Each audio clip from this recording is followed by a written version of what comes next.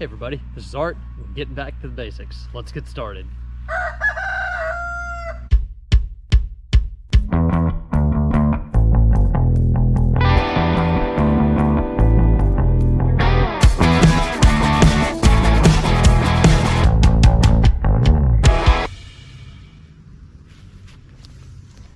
Hey everyone, we're bringing back the basics with practical self-sufficiency. Today we're talking about chicken coops.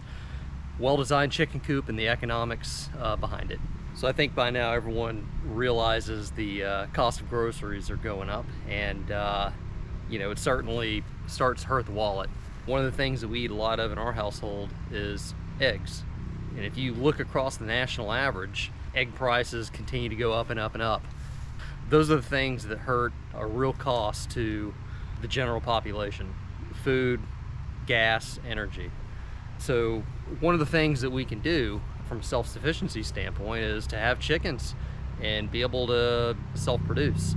If you do a simple Google search, look at the cost of eggs here locally within grocery stores, it ranges from $3 to $6 a dozen. Now, we've got a big family, don't really have time to go to the grocery store all the time, so we use Instacart a lot. And you pay a little bit of a premium for that. And looking across the prices for a dozen eggs from Instacart, it ranges from about $4 to $7. So it can be pretty expensive. In our household, we go through 348 dozen eggs a year, which is quite a few. It's over 4,000 eggs per year.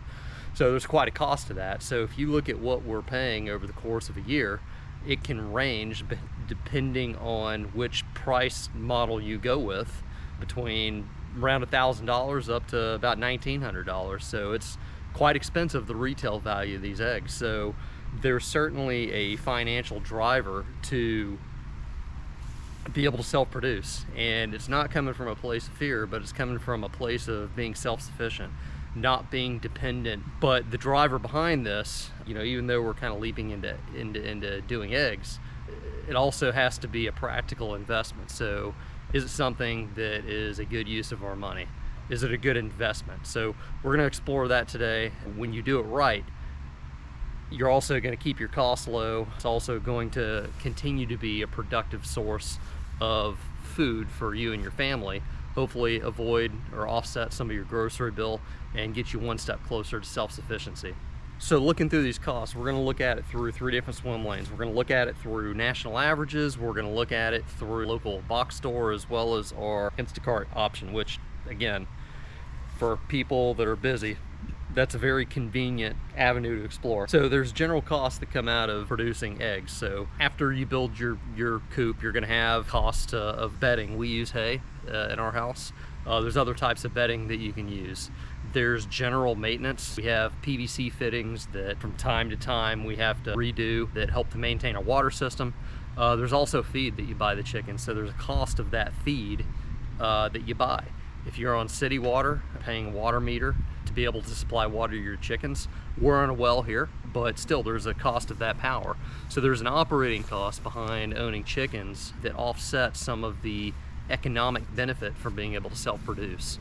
So there's a range of things that you can do to offset some of those costs as well. So if you have your well, you're not going to be paying a water meter, so there's definitely a savings there, but there's still a little bit of a cost. From a feed standpoint, if you're able to supplement with garden scraps, if you're able to free range your chickens at all, that's certainly a way to be able to offset those costs as well. And all of that helps. So when you stack up the worst case scenario and the best case scenario across each of these swim lanes, your benefit is in the black. It's positive, which is great. And depending on how much of an offset or how deep you are in some of these operational costs is going to depend on the benefit that you have for you and your family. So with this simple analysis, it ranges from $500 up to about $1,700. So if you take the average across the best case and the worst case scenario, it's about $1,100 a year, which is about 27 cents an egg.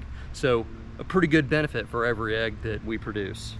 So when it comes to construction, there's kind of a funny equation that applies to a lot of things. It's poor planning plus hard work. So if you work really hard but you plan poor, you still can't expect to have a good outcome unless you're really lucky, but that's generally not the case. So bad planning, even though you work really hard, does not generally provide a good outcome. So planning's important. When it comes to planning the chicken coop and building it, there's simple things that you have to look at. You got to look at sizing. You got to look at ease of upkeep. You've got to look at the location. The location matters. When it comes to construction, it's all about your quality of material that you're using to build. Here's an overview of our coop, and from an aerial standpoint, at least just the layout.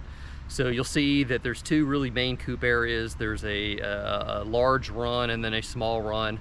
There are two separate coops.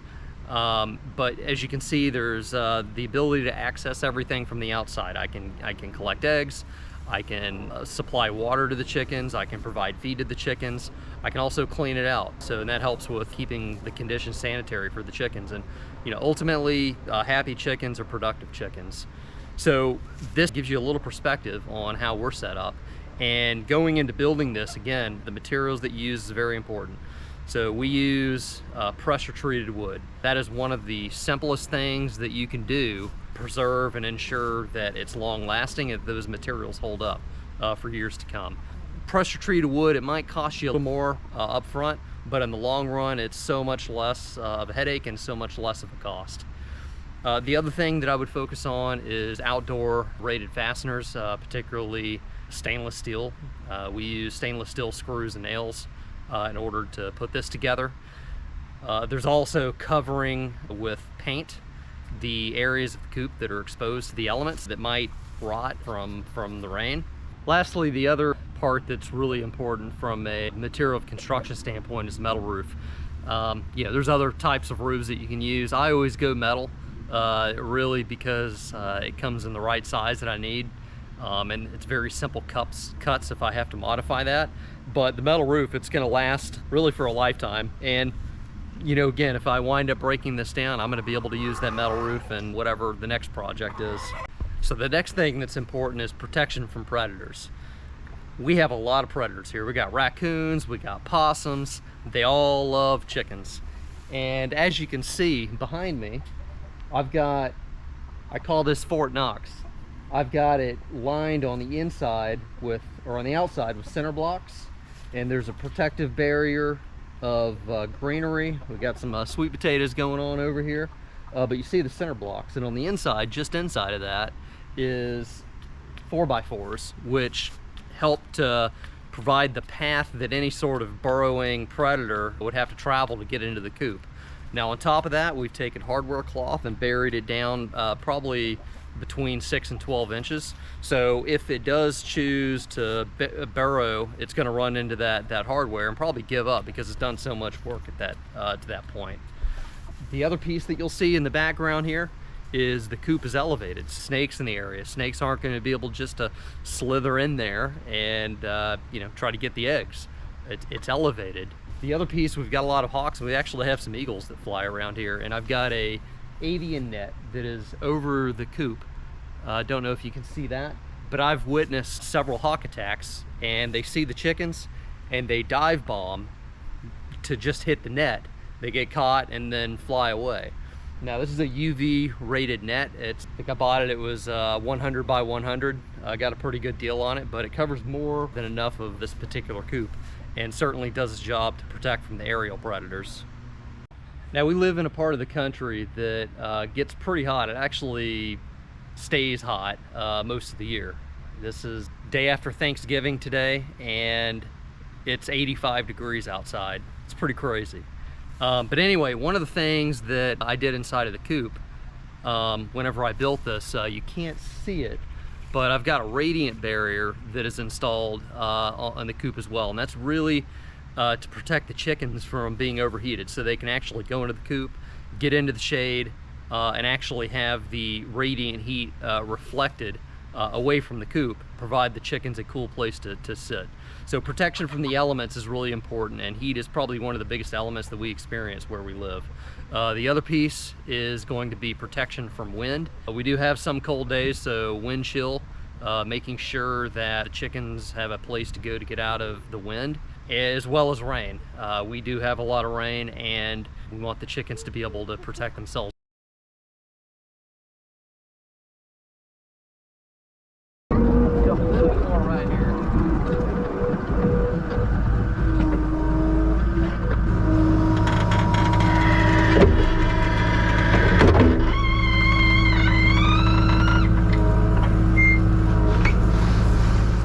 One of the things that is not always a focus going in, because you're so focused on building it, is the effort to remove the system. So I don't know if I'm always going to want to have a chicken coop here. I might want to take it down and put some goats here, or do a garden plot. I might want to move the chickens to a chicken tractor to offset my feed cost. So I need to also consider the ease of removal of that particular system.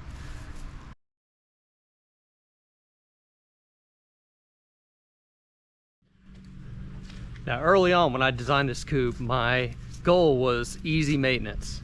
I wanted to be able to access everything from the outside: eggs, water, food, and the only time that I'm having to go into the coop is to clear out debris.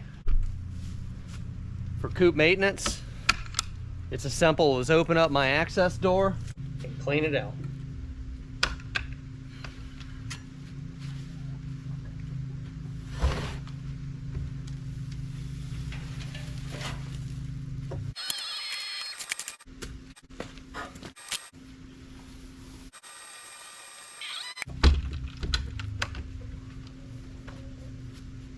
This is a functional zone, and I've got every item that I need for coop maintenance in very close vicinity of one another. I've got my hay in one, I've got my feed, I've got my water jugs, and then I've got my food, my eggs, and my clean out, all within a very close vicinity. This keeps it simple, and it's a good use of my time. So all in all, it's a pretty good quality of coop that we built here.